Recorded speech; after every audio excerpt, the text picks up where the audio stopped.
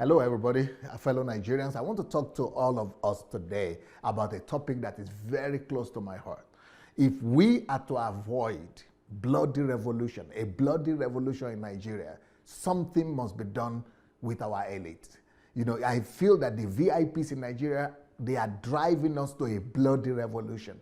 Now, I don't agree with it. I don't want us to have a bloody revolution, and that is why I disagree with the alliance of Sowore and Kanu and the Shiite Muslims, and even I disagree with calling for that kind of revolution in Nigeria right now. We need other kind of revolution. But if our elites don't come to their senses, if the VIPs of our country don't act fast, we are going to push our country into a path of bloody revolution. The Nigerian elite have lost touch with reality.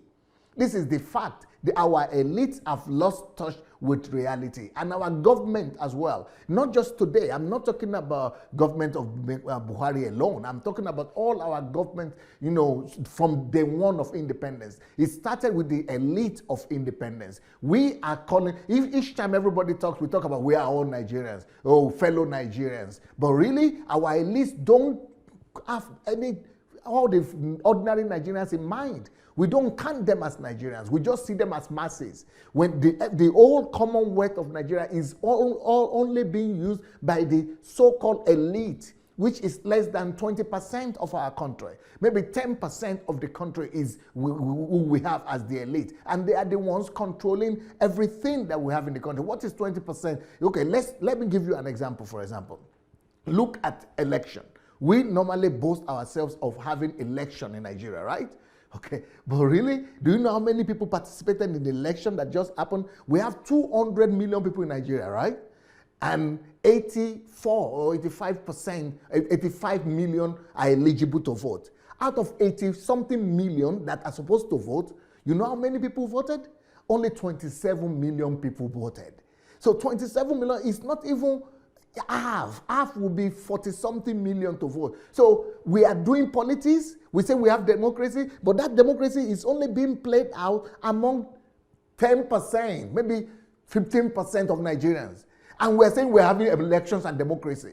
All the governors that are elected, the president himself, and all the people that were elected were only elected by less than 15% of Nigerians. Only 15% of Nigerians participate in the political process. And we say we are having a country. What happens to 80% of the whole country that are not even participating in the election? They are not even voting. They are not even taking any part. Even the ones that are registered are 87 million. But these ones that are registered, they are not even voting, they are not participating. But we have more people, there are supposed to be more that are registered. So we are playing politics among ourselves. Only 15% of the people in Nigeria elect all the governors. Only 15% of our country elects the president. Only 15% of our country elects the National Assembly. And all these people that are representing 15% of the people, they are ruling over the majority, 200 million, 85% of the country. How will you not have a revolution in that sense? That is why I could understand what people like Sowore are talking about. That's why I could understand the people that are crying foul. It is not the problem of this particular government alone. It is the problem of elitism. Our elites are the ones that have monopolized Nigeria. The people that are educated, even let's look at the facts. I am talking to you in English language right now. And people in Nigeria on television, mainly people are talking about in English language. Our president addresses the country only in English. And our elite, our Senate, everybody discusses only in English. But how many people understand that kind of English that our officials are talking about? 20% of Nigerians. So we are only running the country for 20% of Nigerians, because even 40% of Nigerians don't even know how to read and write. They cannot even write their own in their local language. And 50% of them cannot write in English and understand English. And who are we talking to then? If we are losing 50% of our country, who are we talking to through our television, radio? Who are we? We are only entertaining ourselves. What has happened? We have two lives in Nigeria: the life of the elite and the life of the masses that we just call masses. We don't have Nigeria. What we call Nigeria today is only belonging to 20% of the people. The rest 80% are neglected. They are in the villages. They are in their places. They don't even know where they belong. And okay, people could, what we have done is that our officials, they just inherited what the colonial masters did. And the colonial masters, yes, what could they do?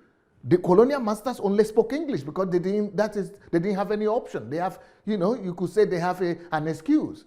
But the politicians and the elite, we carry on that culture of speaking English everywhere. Even though English is our official language, but we need to do something fast if we want to carry the whole country along. Either we are going to educate the whole country and do an accelerated course of making the whole country understand English, or we are going to begin to make, like in South Africa, like in Switzerland, make other languages also compulsory so that everybody will be carried along. If you are not carrying along 80% of your country and you say you have a country, no, we don't have a country.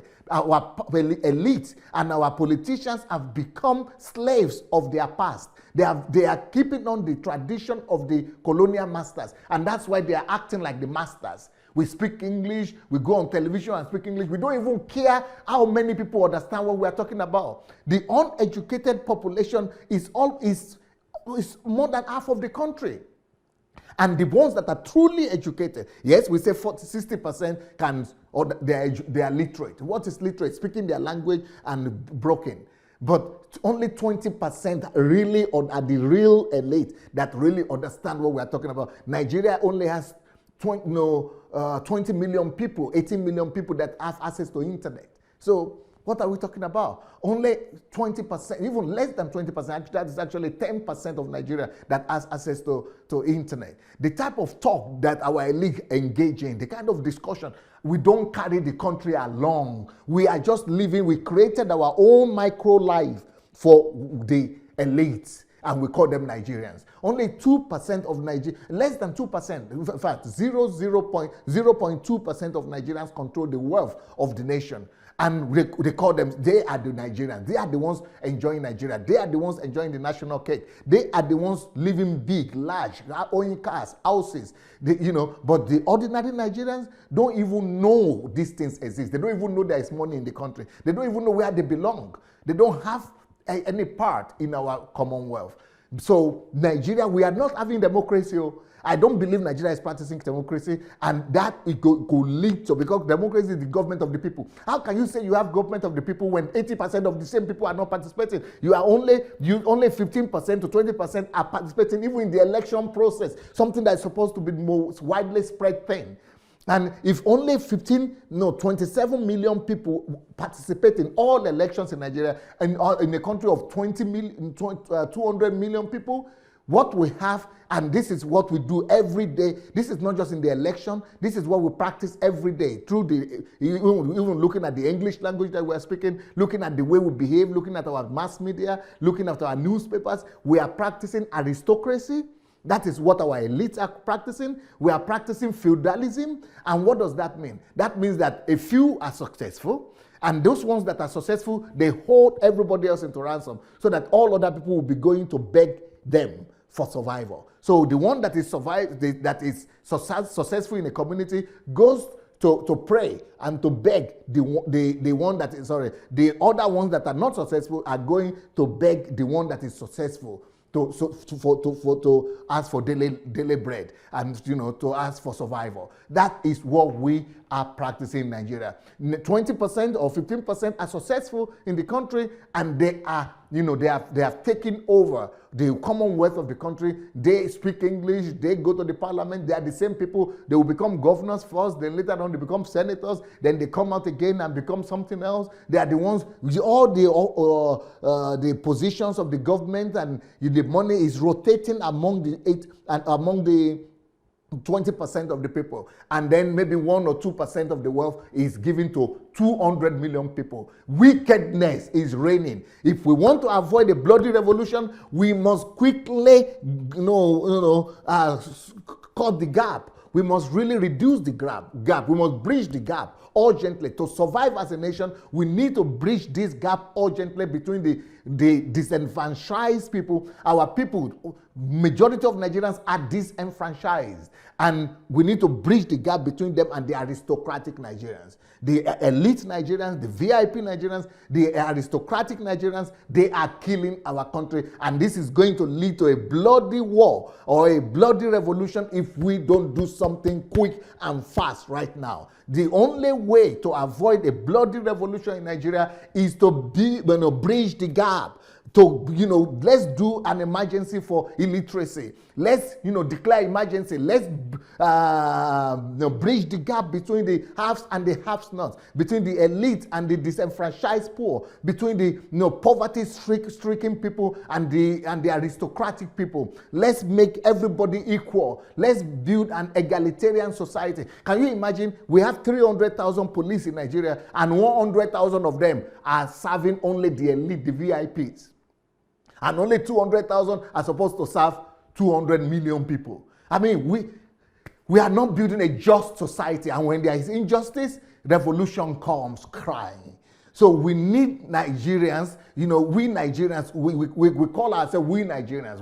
We need a Nigerian that will comprise everybody, that will comprise everyone, that will carry everybody along, that will make everybody equal and give equal opportunity to everybody. We need a revolution like that. We need to declare emergency. To avoid bloody revolution, we need to declare emergency about the disenfranchised Nigeria, bridge the gap, and do something very urgently. If we don't do that, bloody revolution is knocking at our door right now. 80% of our people are left out. So here are the examples. Let me show you the examples of the way the elite and the feudals and the aristocrats have monopolized the country and are depriving the real Nigerians of their commonwealth. So we talk about Nigerians traveling abroad. Oh, we want to travel abroad. Do you know that so many families in Nigeria have never traveled abroad? So many of them have never seen a plane before. So many of them have never seen an airport before. You know how many Nigerians have ever traveled out of Nigeria? Only 15 million. Less than 20 million Nigerians have ever traveled out of the country. Now, the Nigerians that are said to be overseas now are only 10 million Nigerians that are overseas. So that is nothing. That is, can you imagine let's even say there are 20 million Nigerians that have traveled abroad. So what happens to the 180 million Nigerians? They are suffering there. And you want to say, they are going to be happy? You want to say they will not call for revolution? You want to say that something will not happen drastically? If we don't do something to change them, to improve their own life, something horrible is going to happen to our country. Now, let me tell you another example. Out of those Nigerians that have ever traveled overseas, a lot of them are there, studying, not on scholarship, but they are studying, they are schooling abroad. The elite Nigerians, they send their children to school and buy forex for them. They change money and buy foreign currency for them. And you know what that means? What that means is that the foreign currency that Nigeria makes from oil. So we sell oil, and the people who have access to travel abroad, we use that money from oil, we use it for them, for the people who are get forex from Nigeria. So let me give you a statistic. We only have 100,000 Nigerian students that are studying abroad officially, who are taking forex from Nigeria, who are using the foreign exchange market of Nigeria. 100,000 students. These 100,000 students, 100,000, the forex they are using up every year. The foreign currency of Nigeria that is being spent on them is more than the budget for education for the whole of Nigeria. The budget for education for the whole of, for all the primary schools, secondary schools, universities, tertiary institutions, the whole budget for education in Nigeria is less than the amount the elite spend on their children. Not their own foreign currency, but the foreign currency that Nigeria buys, that Nigeria spends on them. That foreign currency could have been used to improve the lives of the Nigerians that are disenfranchised. But no, Nigeria is built in such a way that it's supposed to serve only the elite, and that is where our tragedy is. Let's talk about another situation. So why we are spending the whole budget on 100,000, not even 1 million, 100,000 people? We have 15 million students that are children that are out of school. We have 40% illiteracy, total illiteracy. They cannot read and write. And unschooled, we are number one country, the highest number, with the highest number of unschooled kids globally. We are number one. So that is at the same time when we don't have money to spend to send our children to school, that money is being spent on 100,000 children of the rich and wealthy.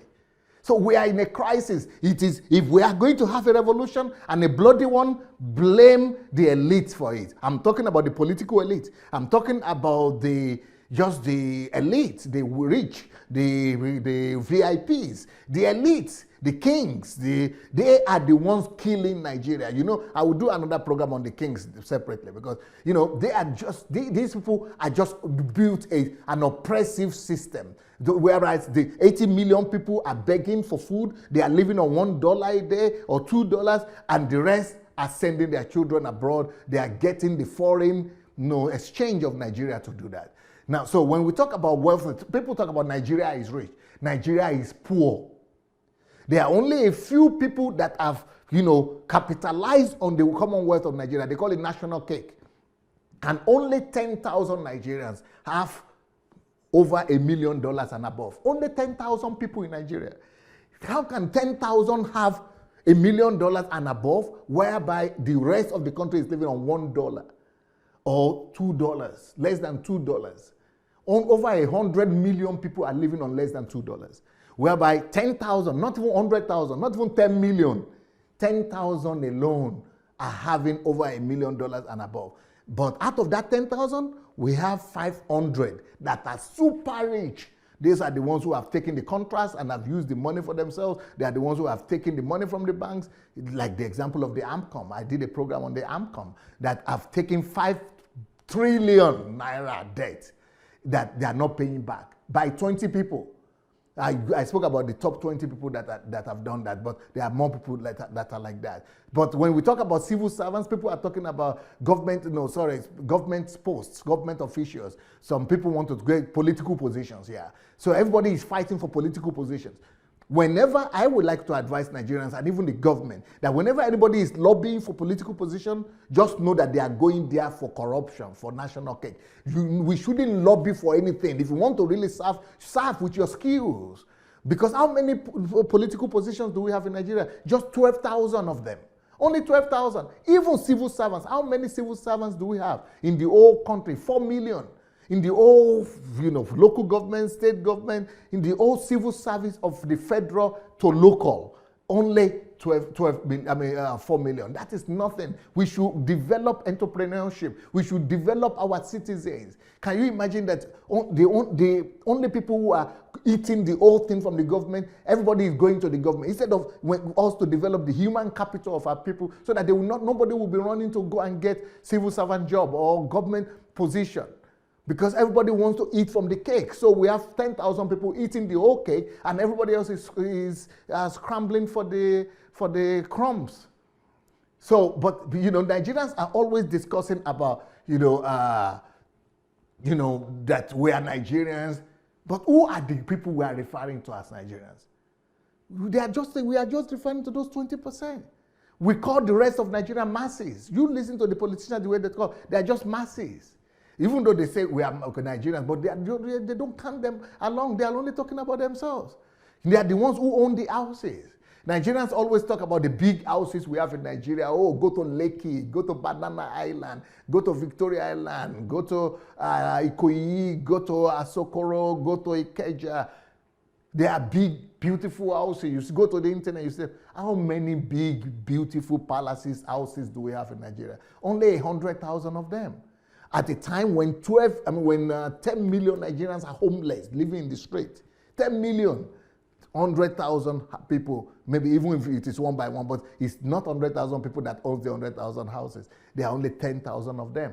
Now we talk about the big cars in Nigeria. We have the latest cars. Who are the owners of these cars? Only those same 10,000 people and the 500 super rich. The only because 11 million cars in a country of 200 million, that says that only 5% of the people have a car. And that 11 million is not even for everybody.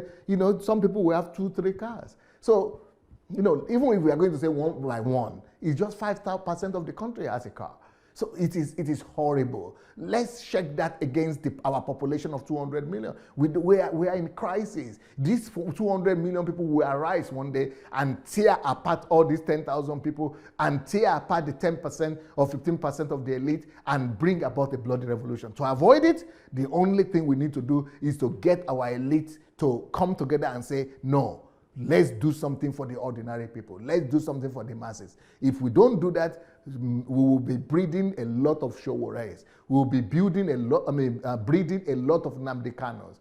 And our country might just be birthed in blood if we are not careful. Please, in the National Assembly, let's hear this cry and think of what to do. Let the president set up a commission of how to bridge the equality gap in our country. Let the president, form, a movement or something. Let's do something. Let's call on the top Nigerians. Let's come with ideas. I have ideas on how to resolve this problem. Other people might have ideas on how to resolve the problem. Let's call upon them. Let's get their wisdom together. Let's urgently do something to take care of the ordinary disenfranchised Nigerians. If we don't, we will not have a country very soon. For the love of God, church and nation, peace.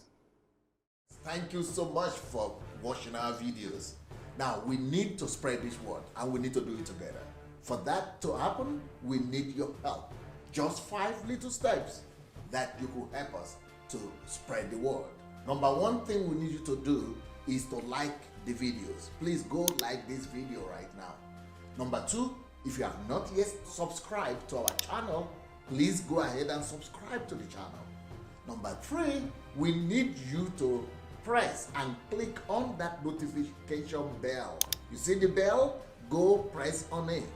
And number 4, we need you to go comment. Write your comment, good or bad. Just write what you feel.